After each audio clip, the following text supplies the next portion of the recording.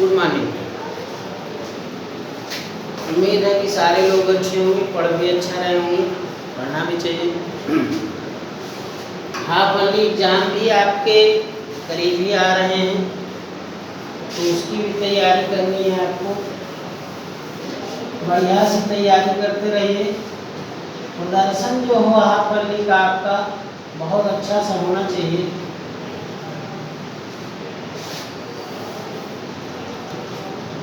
इस समय जो लेक्चर्स हो रहे हैं आपके यहाँ,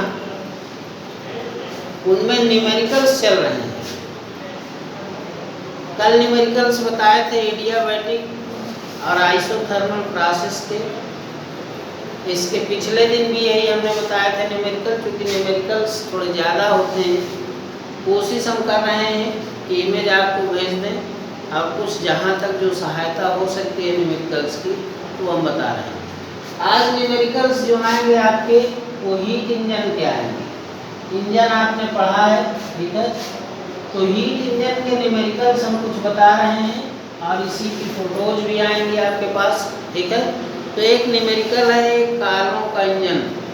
कार्नो को बताया था हमने कि कार्नो ने एक आदर्श इंजन बनाया था, जिसके द्वारा वास्तविक इंजनों की गुणवत्ता की भी जांच होती है, ठीक है, और इसमें किसी प्रकार की कोई कमी नहीं होती है, क्योंकि यह आदर्श इंजन होता है।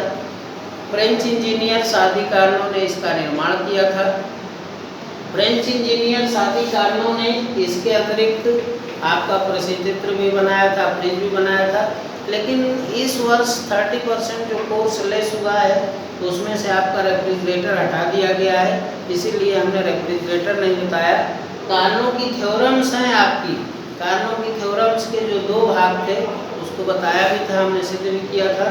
तो न्यूमेरिकल है कार्नो का इंजन 300 केल्विन तथा 600 केल्विन के बीच 800 जूल कार्य करता है। स्रोत से इंजन को दी गई ऊष्मा ज्ञात कीजिए। अकॉर्डिंग टू क्वेश्चन, प्रश्न के अनुसार या प्रश्नानुसार 2 ताप दिए हैं, 300 केल्विन और 600 केल्विन। तो बड़ा ताप हो गया T1 = 600 केल्विन और T2 = 300 केल्विन। और दिया हुआ है इनके बीच कार्य करता है, कितना कार्य होता है, W होता है 800 जूल। 800 जूल ये W है। क्वेश्चन पूछ रहा है दी गई ऊष्मा ज्ञात कीजिए। दी गई ऊष्मा का परिकलन करना है आपको, Q निकालना है। सूत्र हमने बताया था, क्योंकि ईटा इक्वल होता है W/Q और इसी के इक्वल होता है 1 - T2/T1। ये सूत्र हमने पीछे डेवलप कराया है, डेरिवेट कराया है। या इसको लिख सकते हैं W/Q = 1 - T2/T1। W दिया हुआ है 800 और Q आपको कैलकुलेट करना है 1 - 600/300। तो ये 2 हो गया और ये 800 हो गया, ठीक है। 1 - ठीक, ये T2 - T1 यहाँ पर वैल्यू देखिए।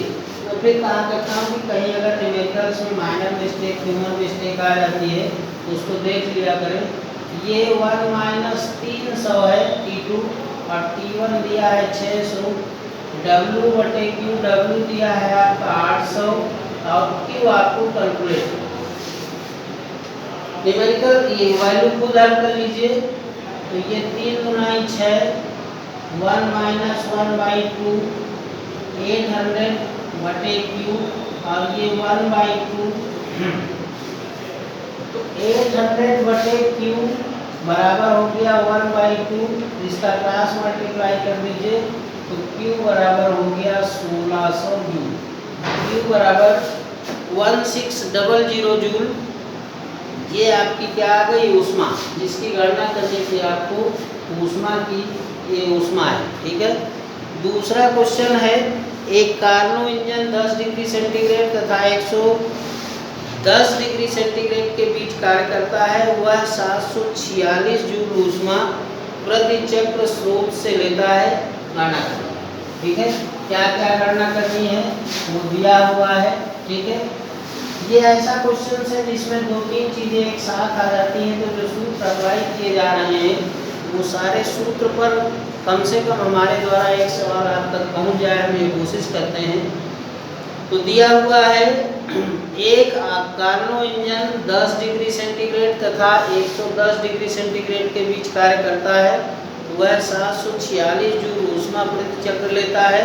स्रोत से गणना करना है। पहला स्टेप है इंजन द्वारा प्रति चक्र किया गया कार्य। दूसरा गणना करना है सिंक को निष्कासित ऊष्मा, और थर्ड में इंजन की दक्षता। तो क्वेश्चन दिया हुआ है 10 डिग्री सेंटीग्रेड, तो 10 डिग्री सेंटीग्रेड के संगत पहले परमताप निकालिए। संगत परमताप कई बार हमने बताया है, परमताप निकालने के लिए ये T2 की वैल्यू जो छोटी वैल्यू होगी 273 जोड़ देते हैं, तो 273 + 10 = 283 केल्विन। और दूसरा ताप दिया हुआ है 110 डिग्री सेंटीग्रेड, तो 110 डिग्री सेंटीग्रेड के संगत परम ताप T1 = 273 + 110, ठीक है। फिर 3 हो गया, 7 1 8 हो गया, ठीक है, 2 1 3 हो गया। ये T1 आ गया।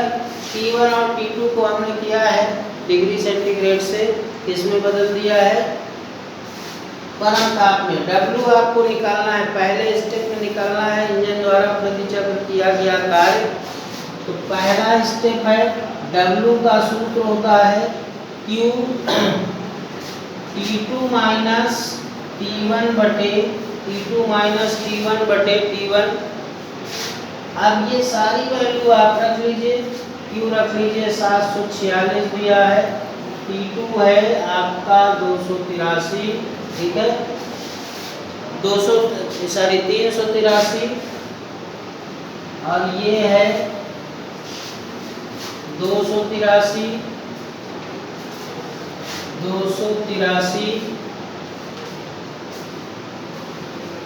और T1 दिया हुआ है 283, ठीक है।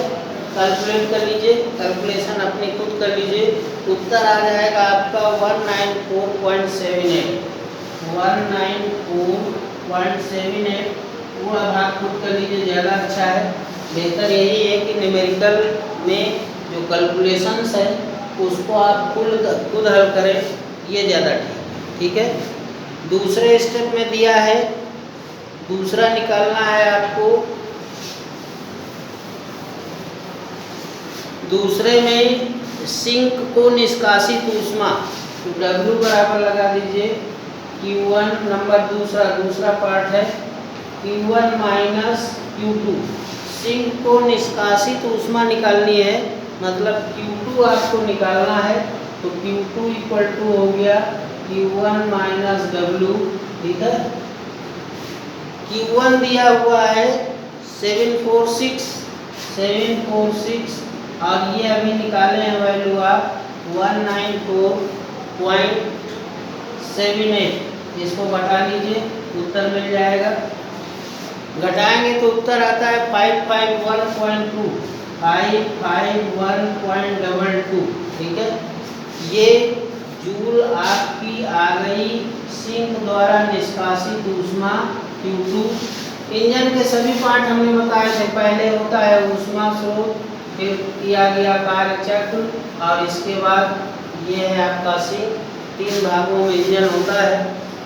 तो दूसरा पॉइंट निकालना था सिंक को निष्कासित ऊष्मा, और तीसरे पॉइंट में निकालना है सिंक की दक्षता, इंजन की दक्षता। ये तीसरा पॉइंट है। दक्षता का सूत्र लगा दीजिए यहाँ, ईटा बराबर इंजन की दक्षता, ईटा बराबर W/Q1 × 100। W है निकला हुआ है 194.78, और Q1 है 746 × 100, ठीक है। हल कर लीजिए, तो जो भी हल करने से आएगा ये 26.10 समथिंग है। देख लीजिए अगर कहीं पर न्यूमेरिकल वैल्यू ह्यूमन मिस्टेक्स में आती है तो ह्यूमन मिस्टेक्स को आप खुद समझ लीजिएगा। ये क्योंकि पूरा तो पढ़ ही चुके हैं आप, पूरा इंजन पढ़ चुके हैं, सारे सूत्र पढ़ चुके हैं, तो कहीं 1 2 अगर इधर उधर हो गया ह्यूमन मिस्टेक्स में तो उसको बहुत अन्यथा न लीजिए, उसको कुछ समझ लीजिए, ठीक है। तो ये न्यूमेरिकल्स इंजन के चल रहे थे, ठीक है। तो इंजन से संबंधित न्यूमेरिकल ऐसे ही सूत्रों पर दक्षता है, कहीं सिंक की ऊष्मा है, कहीं कार्य है, ठीक है। तो यही सब आपको इंजन की दक्षता है, इन्हीं सब को निकालना है, बार बार वही सूत्र अप्लाई हो रहे हैं। तो ज़्यादा से ज़्यादा इमेज आपको भेजे दे रहे हैं, ज़्यादा से ज़्यादा क्वेश्चन आप खुद हल कर लीजिए। इमेज हम भेज रहे हैं जिसमें 5-6 न्यूमेरिकल्स आएंगे, ठीक है। तो एक दिन अभी और न्यूमेरिकल्स इसका लेंगे और यहाँ से ख़त्म हो जाएगा। बहुत बहुत